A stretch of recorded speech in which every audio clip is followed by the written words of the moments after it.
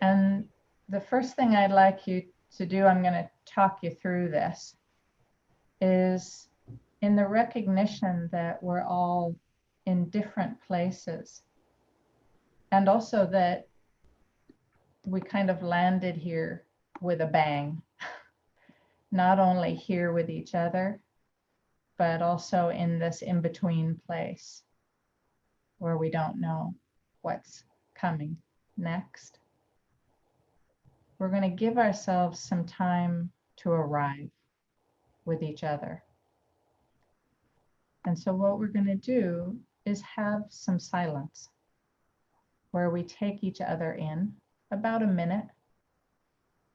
And the idea is to arrive in this shared place and time together, to notice, how do you arrive here? How do you take the others in or not? And we'll just take about a minute. I'd like you to draw your attention to whatever you're sitting on. And notice how much you give the back of your body to the chair, your chair.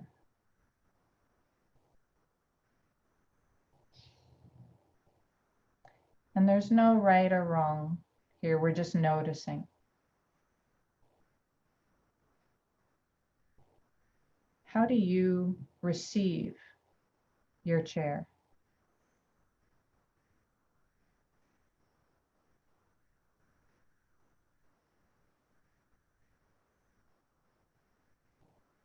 Do you feel yourself pushing against your chair?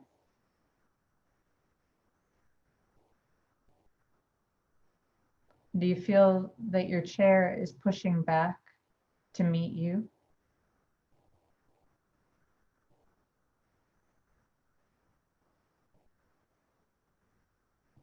Does your chair come to meet you? Or does the ground come to meet your feet?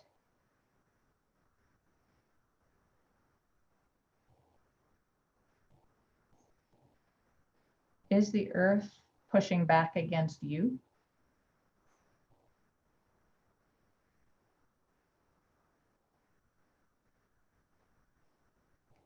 And notice what the quality is between you and your chair. And I'm thinking of an image or a metaphor, like, is your chair like a warm embrace?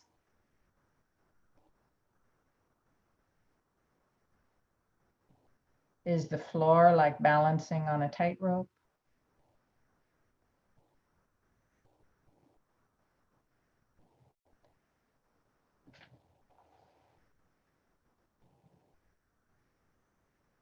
And notice, would your chair be saying something to you right now?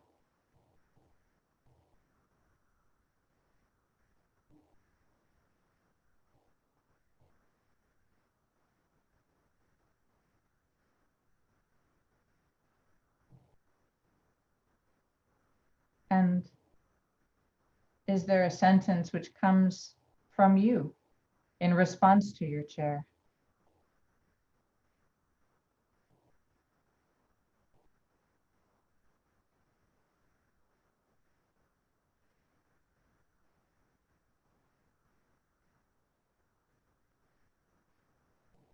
And we can use either, well,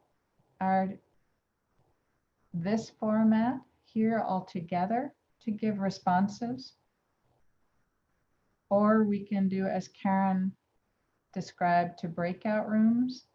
And if you like, before you go, or before we comment, I can give a bit of a description of what we were doing, or I can save it. I think it would be great to hear a description of what you were doing. And I'm very open to, I think there's more of a chance for people to get to participate in a smaller group, but I'm open. But would love you to explain, Jennifer. It's very interesting. Okay, so taking time, the silence is, and I'm really curious to hear your responses, but it's the opportunity to discover how you are with us in this way. And by giving you time to arrive or in this transition place, the idea is that you might become aware of your own self movements, how you are in your here.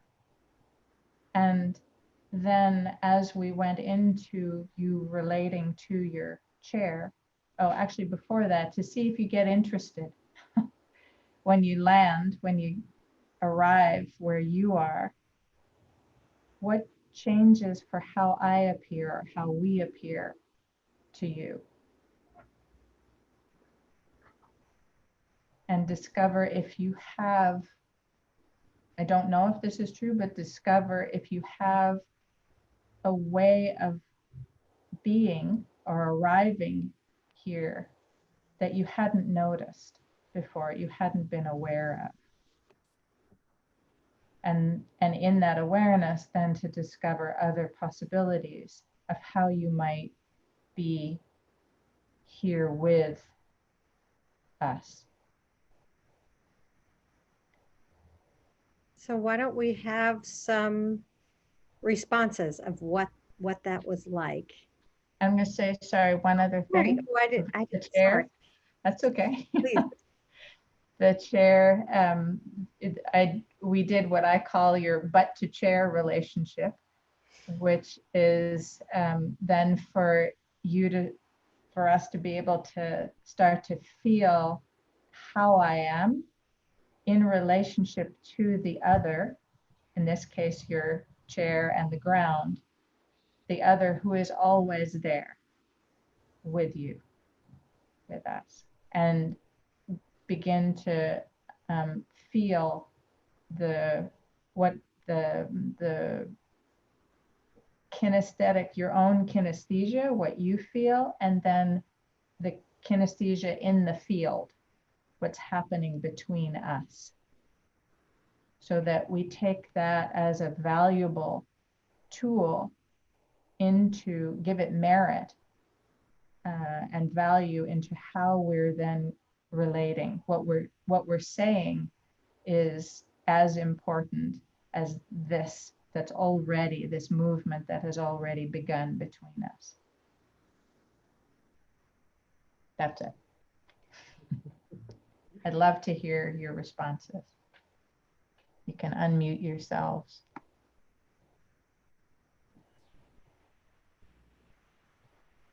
And particularly what the chair said to you, or if you had a metaphor, or you said to the chair.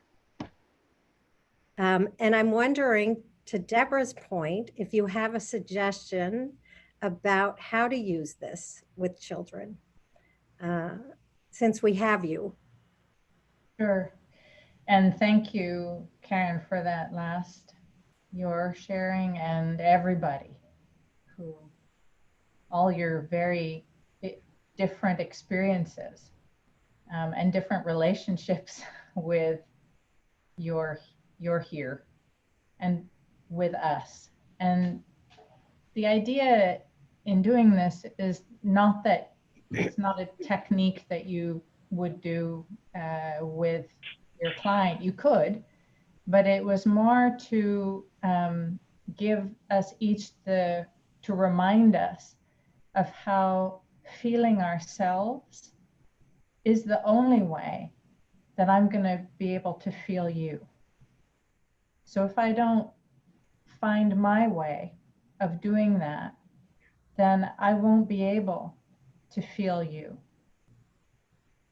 And kind of like Natalia was saying about how, I'm going to say it a slightly different way, but of kind of dissolving or losing myself and then finding myself again here with you, that's going to happen. It happens in person, the retroflections and everything else that comes up. And then here I am again with you. And especially during these at least startling, if not traumatizing times, that's going to happen more often. And the recognition that this, that I can relocate myself here and then again with you and through you, through the motion that's already there. The slowing down or the silence, which tends to slow us down, is applicable with kids in a way where I'll say it two ways. With adults, they'll often tell me they feel they need to be present, which means different things for different people, but often includes an added layer of attention or tension. And for kids, I've noticed that they really feel like something should happen. Either they should be talking continuously, or they're playing with the camera, they're doing this kind of thing, and wanting to show me things, and that there's a kind of pressure to do. And so I have played around with kids, what happens if we tell each other through movement what we want the other person to know about us right now. And often the child will go quiet or still for a bit. And I notice that's their way of feeling themselves. Other times the kid will start jumping around and, shaking and yelling. And so it's not that stillness or silence is necessarily the way of finding ourselves here, but we each have different ways of transitioning and then refinding myself with you and giving the opportunity for that discovery. How do you find yourself here with me? And I would say once again that if I can't feel myself, I can't feel you. So learning how to do that through this medium, I've noticed just what I described, that kind of disorientation or feeling discombobulated a lot because it's unfamiliar, this way of being together. And then the recognition, oh, we're actually in this together. Like neither of us know how to do this. and that acknowledgement, like how shall we be together? Oh, let's try this. And then when something comes up, like I'm starting to think like, oh, I could stand up, and then my camera might drop, and then that can become something. And it's part of how this movement is happening between us. And for me, that movement between us is the essential contact. And by movement, I mean not just moving around, but I was very struck today, for instance, by the quality of our voices. So how the sound waves are moving through us and the different tempo of our voices or different resonance of our voices. And that tells us a lot. I learn a lot as I hear myself, but also as I hear you. So can we use sound as a way to play together and learn and co-create something in our co-created id, what emerges through sound, the recognition of the value of the differences, and the movement that is visual right now. So we're touching each other with our eyes. And how do we respond to each other? Does that help answer that question about how to use some of this? That was my goal. Yes. Yeah, I think so. Definitely. Thank you very much for that. That was, for me, like very powerful. And it seems like it just gives us another way to be present ourselves and present with each other. So I so appreciate it. And thank you, Michal and Mara, and the Bosnian and Herzegovina group for sharing. And Brian's not here from Ireland, but he now might come back. He thought this was such a wonderful group. I got an email from him.